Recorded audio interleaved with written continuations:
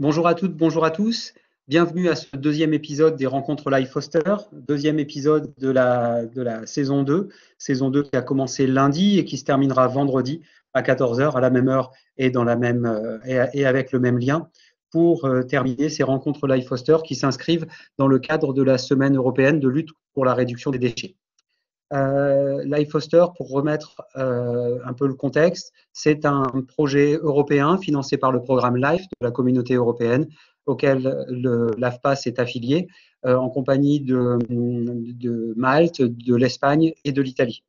Aujourd'hui, c'est la deuxième année du projet Life Foster, c'est la deuxième année que le projet Life Foster a été mis en œuvre au sein de nos établissements et il permet de former nos stagiaires et futurs professionnels aux techniques qui vont permettre de lutter efficacement contre le gaspillage alimentaire dans le secteur de la restauration. Lundi, la présentation tournait autour du contexte global, mondial, européen et national autour du gaspillage alimentaire. Cette semaine, on va rentrer un peu plus dans la partie technique et de mesurer les enjeux de la lutte contre le gaspillage alimentaire dans le secteur de la restauration. Il est avant tout important de définir ce qu'est le gaspillage alimentaire. Il existe une définition précise qui a été qui fait partie de la loi Egalim et qui est portée par le ministère de l'Agriculture et de l'écologie, qui définit précisément en France ce qu'est le gaspillage alimentaire. Il faut savoir qu'à ce jour, il n'existe pas de définition officielle, consensuelle et commune à tous les pays du monde, ni à ceux de l'Union européenne. Le gaspillage alimentaire a une dimension différente suivant qu'on soit en Italie, en France, en Allemagne, en Hollande ou encore à Malte ou en Espagne. On confond trop souvent gaspillage et déchets alimentaires. Le terme déchets alimentaires regroupe les déchets évitables, mais aussi les déchets non évitables. Lorsqu'on produit des plats cuisinés, il y a une partie des éléments qui ne pourront pas être consommés et qui sont de nature des déchets non évitables. Notre rôle, c'est d'agir avant tout sur les déchets évitables. Il y a une phrase qui dit souvent « le meilleur déchet est celui qu'on ne produit pas ». C'est ce qu'on s'attelle à essayer de faire lors de nos approches de lutte contre le gaspillage alimentaire. La définition retenue, qui a été donc retenue par le ministère de l'Écologie et le ministère de l'Agriculture dans le cadre du Pacte national de lutte contre le gaspillage alimentaire est la suivante. Est considérée comme gaspillage alimentaire toute nourriture destinée à la consommation humaine qui, à une étape de la chaîne alimentaire, est perdue, jetée ou dégradée. Ce qui sous-entend qu'une nourriture qui aurait été destinée à l'alimentation humaine, mais qui finalement sert de nourriture aux animaux, est considérée comme du gaspillage. Le Pacte national de lutte contre le gaspillage alimentaire nous demande d'avant tout d'éviter le gaspillage plutôt que de trouver des solutions pour réutiliser des denrées qui auraient été gaspillées. On a vu la semaine dernière quelles étaient les conséquences écologiques de la production de gaspillage alimentaire. Donc la loi du 11 février 2016 relative à la lutte contre le gaspillage alimentaire définit une hiérarchie des actions à mettre en œuvre. La lutte contre le gaspillage comprend d'abord la sensibilisation et la formation de tous les acteurs, c'est un peu notre rôle aujourd'hui, la mobilisation des acteurs au niveau local et une communication régulière auprès des consommateurs. C'est là aussi le rôle que nous jouons aujourd'hui. Et une hiérarchie des actions à mettre en œuvre. D'abord, éviter le gaspillage, donc prévenir le gaspillage par l'évitement à la source. Pourquoi produire alors qu'on sait que les denrées risquent d'être gaspillées? Ensuite, utiliser tous les invendus qui sont propres à la consommation humaine par le don ou la transformation. Don auprès des associations caritatives, c'est d'actualité. J'écoutais ce midi un représentant des Restos du Cœur qui disait qu'il n'avait jamais eu autant de nouvelles demandes de bénéficiaires et des personnes qui toquent aux portes des banques alimentaires sont de plus en plus nombreuses. Mais aussi par la transformation en confiture, en compote ou que sais-je. Contrairement à ce qu'on pourrait penser, ce n'est pas la majorité des produits non consommés qui sont transformés. Au contraire, il y a beaucoup de produits qui sont directement jetés. On a vu la semaine dernière que la méthanisation, que la décomposition de ces produits engendrait de la méthanisation qui était néfaste pour l'environnement car un gaz à effet de serre 25 fois plus puissant que le CO2. Ensuite, finalement, si on ne peut pas l'utiliser à finalité humaine, le valoriser pour l'alimentation animale. Et enfin, utiliser à des fins de compost pour l'agriculture ou la valorisation énergétique, notamment par la méthanisation. Méthanisation contrôlée qui permet de récupérer le méthane et utiliser le méthane comme source d'énergie. Pas comme aujourd'hui dans les décharges et avoir le méthane qui se répand dans notre atmosphère et devient un gaz à effet de serre mortel. Le Pacte national de lutte contre les déchets nous présente une pyramide des déchets avec, en vert, vous pouvez constater 2 étages de la pyramide qui sont consacrés à l'évitement, par la réduction du gaspillage alimentaire primaire, par la nourriture des personnes qui sont dans le besoin, et ensuite la gestion, la nourriture du bétail, le compost et l'énergie, et malheureusement, enfin, l'inévitable, les déchets qui vont être ou enfouis ou brûlés. Quelques données chiffrées, maintenant pour contextualiser autour de la restauration collective et commerciale. Il faut savoir que 15% des repas principaux des Français sont pris hors du domicile. Un repas sur 6 environ est pris en dehors du domicile. Ça veut dire que la restauration ne représente que 15% des repas des Français. Pour autant, les pertes et gaspillages constatés au foyer, proportionnellement à la restauration, sont beaucoup moins importants. La restauration, c'est 42% du total des denrées gaspillées, alors que ça n'est que 15% des repas pris au domicile. C'est pour ça qu'on a décidé d'orienter notre réflexion vers la restauration collective et restauration commerciale. La part de la restauration hors foyer est sensiblement équivalente entre la restauration commerciale et la restauration collective. On a 52% d'un côté, 48% de l'autre. Il est important de préciser que lorsqu'on parle de restauration commerciale, on englobe tous les types de restauration, y compris la restauration ambulante, y compris la restauration rapide. Et la répartition du gaspillage se présente de cette manière. 3% pour les produits périmés au foyer, 3% pour les restes d'assiettes, qui donnent une part de perte et gaspillage environ 6% par rapport à ce qui a été consommé. En restauration, on est à 27% par rapport à ce qui a été acheté, pas consommé mais acheté, et en restauration collective, 20% de ce qui a été acheté va finalement être gaspillé. Ce sont des chiffres qui alertent dans la période sociale que l'on vit actuellement. Ces chiffres-là émanent d'un rapport de l'ADEME, perte et gaspillage alimentaire, l'état des lieux et leur gestion par étape de la chaîne alimentaire en mai 2016. Donc, c'est des chiffres qui ont été consolidés.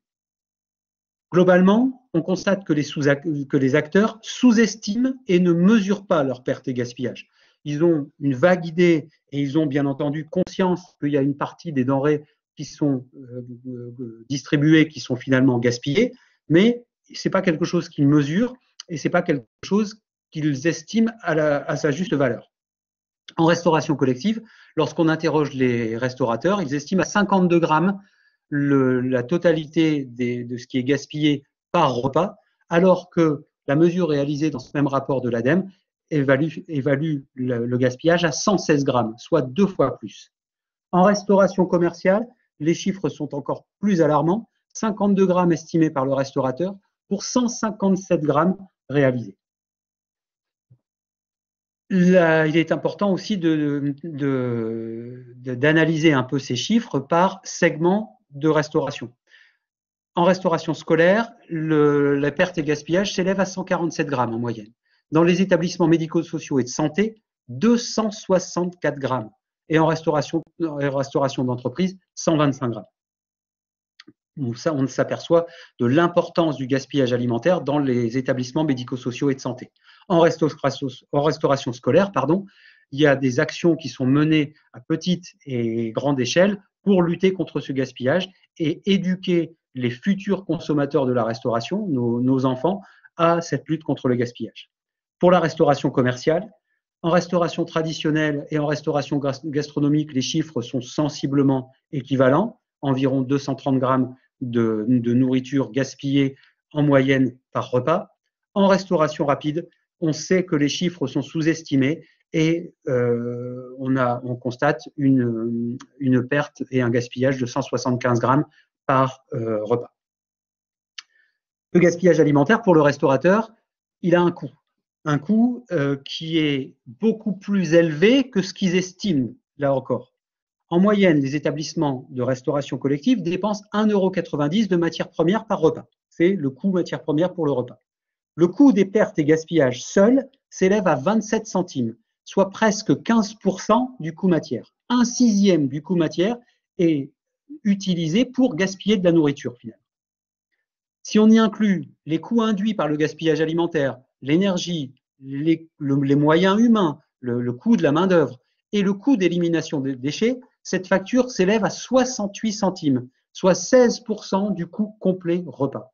Un sixième du coût complet repas est représenté par le gaspillage et par ses conséquences. Ce qui représente pour un collège qui sert 300 couverts par jour, 145 jours dans l'année, un total de 13 000 €.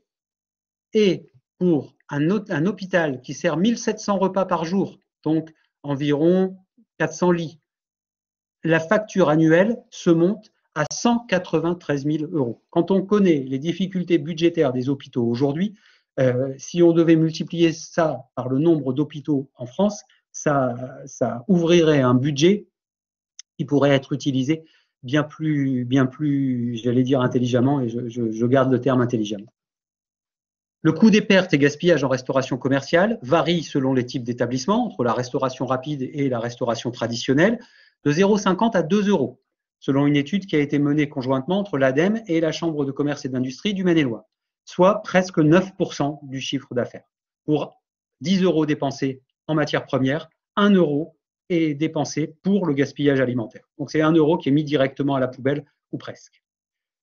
Les denrées perdues, en majorité, à chaque fois, pardon, j'ai un problème de… Voilà, c'est bon.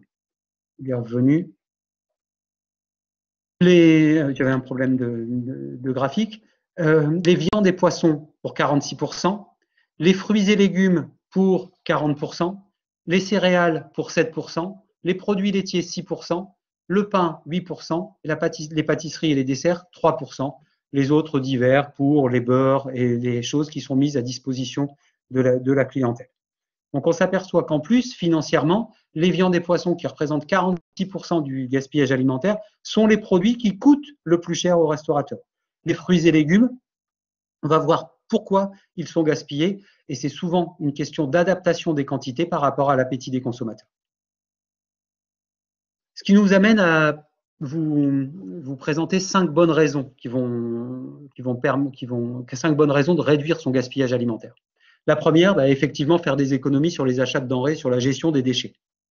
La deuxième, éviter d'être soumis à de nouvelles obligations réglementaires en tant que grand producteur de déchets organiques. Il faut savoir qu'à l'aune 2021-2023, il va être obligatoire de traiter les déchets organiques, et les établissements qui auront un volume de déchets organiques important, ça va être un nouveau coût qui va s'ajouter à la liste des coûts en restauration qui est déjà importante. Ensuite, améliorer l'apport nutritionnel des repas proposés. On a vu la semaine dernière que avoir des protéines végétales dans son assiette plus que des protéines animales permettait d'avoir un bon équilibre alimentaire. Améliorer la qualité des produits proposés, c'est aussi de se dire, est-ce que je ne dépense pas l'euro en restauration commerciale ou les 15% de mon coût alimentaire en restauration collective s'ils ne sont pas utilisés pour le gaspillage alimentaire, ils seront donc utilisés pour améliorer la qualité des produits. Et enfin, mais c'est aussi mettre en œuvre une mobilisation interne autour de projets liés à l'alimentation, que ce soit en restauration collective ou en restauration commerciale. Tous impliqués. Côté restaurateurs, les restaurateurs sont au cœur du système alimentaire mondial. C'est eux qui sont le lien entre la ferme et la fourchette, entre le producteur et le consommateur. Et aujourd'hui, chef en tant que militant est un concept récent.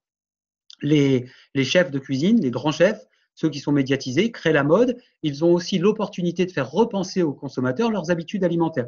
Et de plus en plus, ils se positionnent comme des acteurs responsables de la chaîne alimentaire en prônant une évolution de nos habitudes alimentaires. Un des grands penseurs en la matière, c'est Dan Barber, qui est un chef qui a travaillé avec Alain Ducasse, que vous pouvez voir dans le reportage, dans le film reportage consacré à Alain Ducasse, qui déclare: l'émergence de la culture gastronomique a donné aux chefs une plateforme d'influence, le pouvoir, sinon le luxe, d'innover, En tant qu'arbitre des goûts, ils peuvent contribuer à inspirer une nouvelle façon de manger. Alain Passard, avec les légumes, a été pris pour un savant fou au début des années 90. Aujourd'hui, son travail est loué par ses pairs. Un autre, Thierry Marx, qui, dans son livre L'alimentation à l'aune 2030, nous dit « En cuisine, l'un de nos plus grands défis sera de réduire les déchets en apprenant pourquoi pas à les incorporer aux recettes. Ça sera l'objet de notre 3e webinaire vendredi. » Et un article de Libération intéressant nous disait que, relatait les propos d'un chef de cuisine qui disait que nous pensons qu'aimer la cuisine, c'est oser relever de nouveaux défis, briser les codes et revisiter sans cesse la gastronomie dite traditionnelle. Penser et créer un menu entièrement végétal, c'est s'amuser, jouer sur la présentation, la coupe des légumes, les cuissons, les associations de saveurs et de couleurs. C'est faire honneur à notre passion tout en étant conscient des enjeux environnementaux. Vous aussi, laissez-vous surprendre par la cuisine végétale et surtout, soyez curieux. J'ai vu que parmi les inscrits, il y avait des jeunes apprentis qui étaient présents aujourd'hui. Je répète cette phrase, soyez curieux. Côté client, la majorité des clients ne veut pas penser au gaspillage alimentaire lors d'un repas. Les 3/5 des personnes interrogées sont d'accord avec l'affirmation « Je ne veux pas penser à laisser de la nourriture quand je mange au restaurant ». On ne va pas au restaurant en ayant à l'arrière de l'esprit la notion de gaspillage alimentaire. On va manger au restaurant avant tout pour se faire plaisir. 32% des personnes, et là on en revient à ce que je disais tout à l'heure, ont laissé de la nourriture, ont laissé des frites parce que les portions proposées sont souvent beaucoup trop importantes. 8% des légumes et 11% de la viande ou du poisson. La principale raison invoquée par les clients de laisser de la nourriture est la taille des portions trop importantes, 41%. Ils pensent que la taille des portions est prédéterminée pour eux et non quelque chose qu'ils contrôlent. Et là, je pense qu'il y a un rôle du serveur de proposer des tailles de portions différentes ou de s'enquérir de la faim du client avant de lui servir son assiette. Côté client, les clients veulent se sentir à l'aise de demander différentes tailles de portions. La suggestion la plus populaire pour aider à réduire le gaspillage alimentaire est de proposer différentes tailles de portions pour 38% des personnes interrogées. Réduire le gaspillage, c'est d'abord l'envisager, c'est ce qu'on disait tout à l'heure. Et un des meilleurs moyens de l'envisager, c'est de construire un menu qui va permettre de prendre en compte les particularités des clients et aussi de communiquer autour de cette lutte contre le gaspillage. Le menu, c'est ce qui va permettre d'avoir le rendez-vous entre un restaurateur et une clientèle. C'est avant tout répondre aux besoins. Plusieurs types de besoins. D'abord, une sanité, des produits qui vont être microbiologiquement, chimiquement et physiquement sains et qui va prendre en compte les allergies des clients, qui va être nutritionnellement positif, qui va prendre en compte la santé et le bien-être.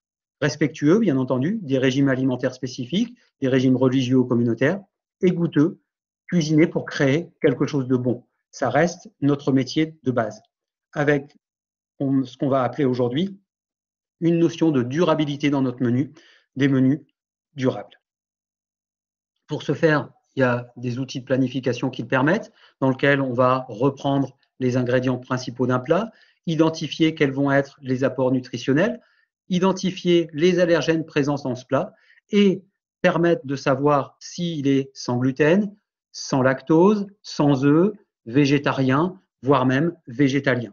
Ce qui permettra après de communiquer à la clientèle et de dire que l'offre proposée dans cet établissement permet de répondre à toutes les attentes. Imaginez une table de 20 couverts dans laquelle il y a 3 personnes qui sont allergiques, une qui est intolérante au gluten et une sans œufs. Si à la carte, il y a 1 ou 2 plats qui permettent de répondre aux attentes de cette clientèle-là, eh bien c'est une table de 20 qui viendra dans le restaurant et pas dans celui d'à côté.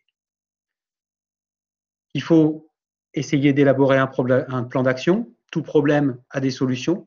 En appliquant ce qu'on appelle la méthode des 5 W, what, where, who et when. Et on peut le schématiser comme ça. Si on reprend le cheminement de la restauration, le gaspillage alimentaire en restauration, c'est ce qu'on va analyser. En cuisine et en salle, il y a un besoin impérieux d'avoir les 2 parties qui soient unies pour le même combat. Qui? Les managers, l'équipe de cuisine, l'équipe de salle et les clients.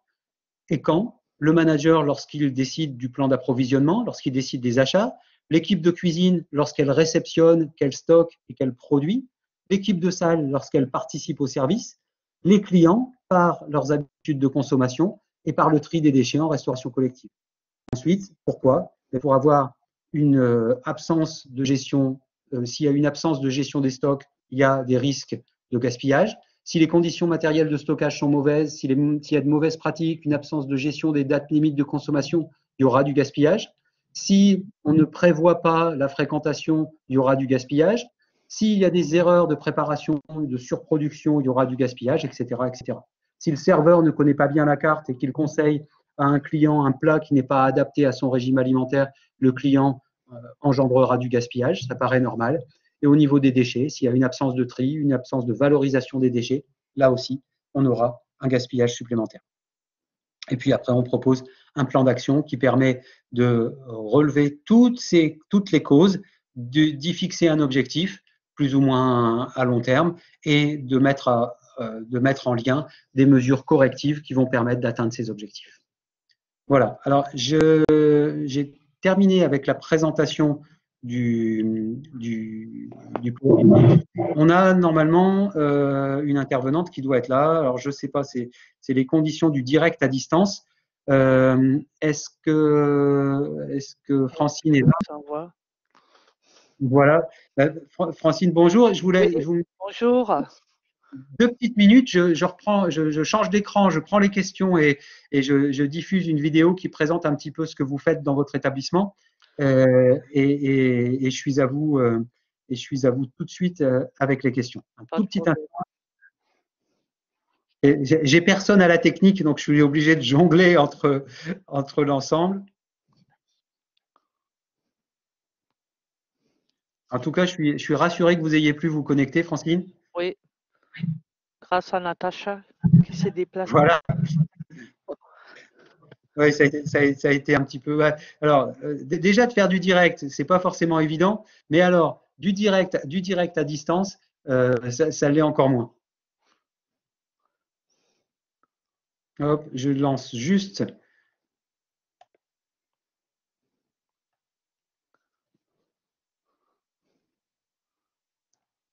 J'ai fait un petit montage avec avec les photos que vous publiez régulièrement.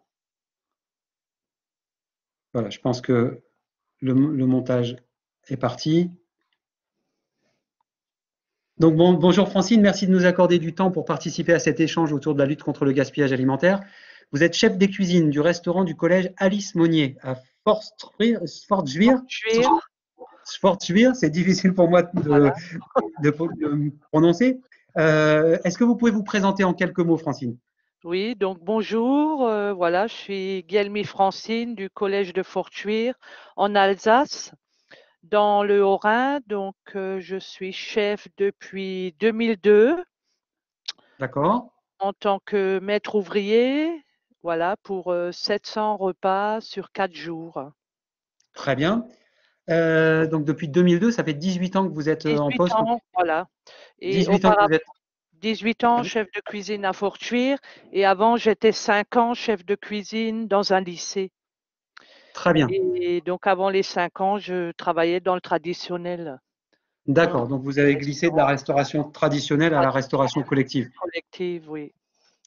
Et est-ce que vous avez remarqué des changements de comportement des élèves et des enseignants vis-à-vis de la nourriture depuis 25 ans presque que vous êtes en poste en restauration collective? Donc les changements, déjà il y a les modes de cuisson, le choix de produits, d'aliments divers qui viennent sur le marché, hein. D'accord. Et voilà, les tendances aussi de spécialités venues de l'étranger, dues au voyage, hein. Donc on ramène des idées d'ailleurs et voilà. D'accord, et donc même les collégiens sont sensibles à ces nourritures venues d'ailleurs. Oui, ah ben, c'est la découverte, hein. C'est notre rôle de leur faire découvrir aussi ce qui se propose sur le marché occasionnellement.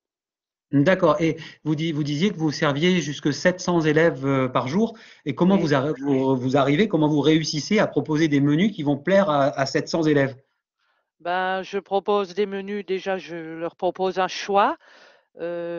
Avant le Covid, on avait la formule de buffet en entrée, buffet en accompagnement. Cela permettait de leur faire découvrir des nouveaux produits, d'anciens légumes, les légumes oubliés, comme on en parle. Et ça permet, c'est notre rôle de leur faire découvrir, de leur faire goûter des choses qu'ils n'utilisent peut-être pas couramment chez eux. Voilà. D'accord. Et donc, pour travailler et satisfaire le plus grand nombre, vous avez certainement des fournisseurs particuliers. Sur quels critères vous choisissez vos fournisseurs aujourd'hui? Parlez-nous un petit peu de vos fournisseurs. Donc déjà au niveau fournisseur, on a le marché public et ensuite on a des fournisseurs locaux.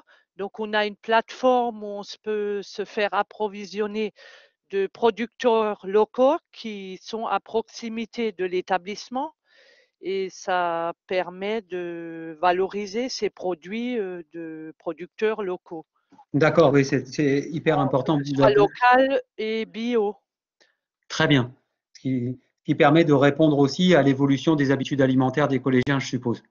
Voilà, et du 20% de bio qu'on nous demande de mettre en place. D'accord. Et au marché public, nous avons aussi soumissionné, donc pour l'année prochaine, plus de produits bio et de produits labellisés pour arriver à respecter ces fameux 20%. D'accord. Et ça confirme ce que j'exprimais tout à l'heure en disant que les chefs sont vraiment le lien aujourd'hui entre les producteurs et les consommateurs. C'est grâce à vous que les consommateurs connaissent des produits qui ont un goût différent et qui ont une qualité nutritionnelle et gustative qui est au-dessus de la moyenne de ce qui peut être proposé quelquefois. Oui. Je voulais aussi dire, donc nous avons aussi changé notre façon de penser et de faire, qu'on privilégiait plutôt des produits de qualité, de label, une quantité moindre, mais de qualité et gustatif. C'est D'accord, très bien. vers ça qu'on se tourne plus Ah, souvent. c'est parfaitement en lien avec ce qu'on présentait tout à l'heure. Je vais encore vous embêter sur une ou deux questions. Francine, je sais que vous êtes attendu pour d'autres choses.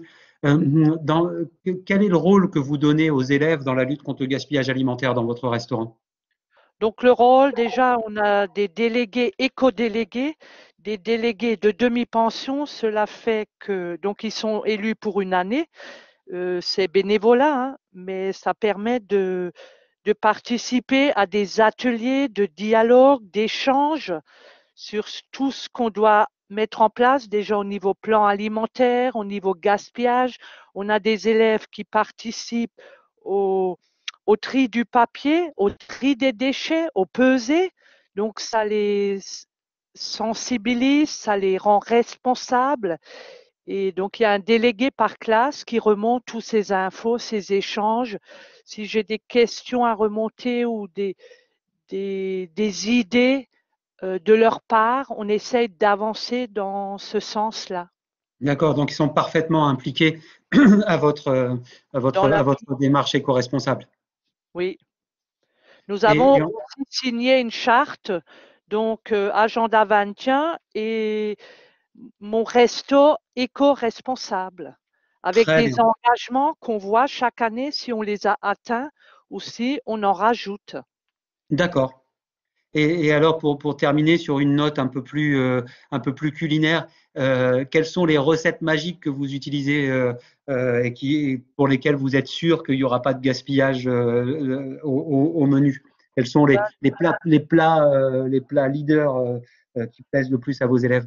Les plats leaders, c'est déjà des plats simples, sans trop compliqués, avec de produits locaux.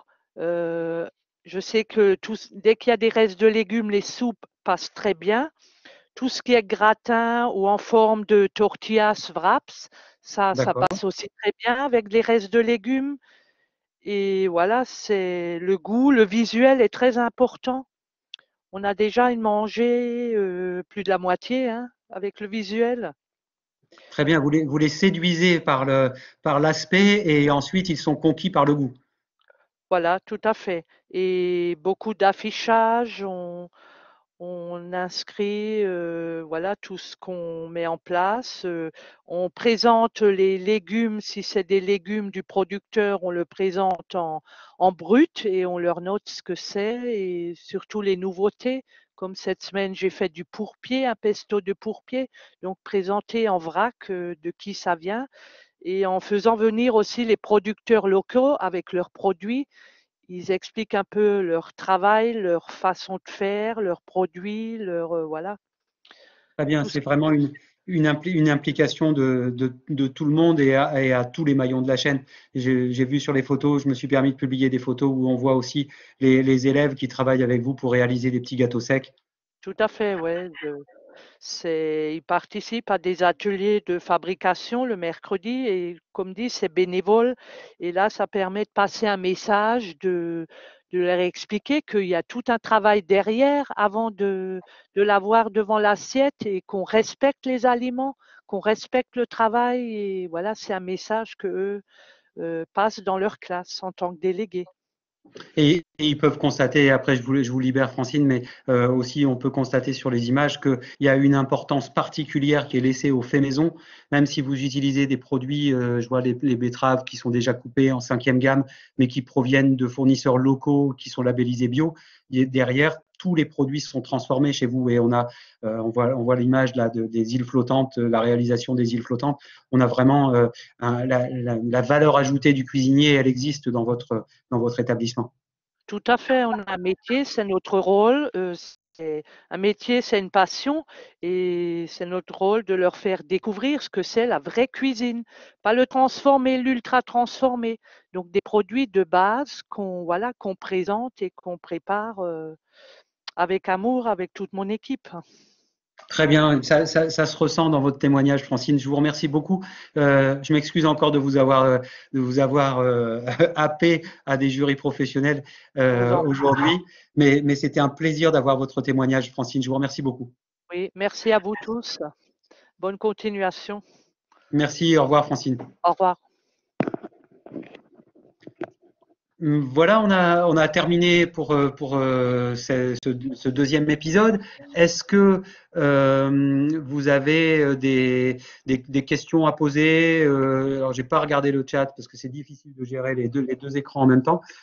Si vous avez des questions, n'hésitez pas.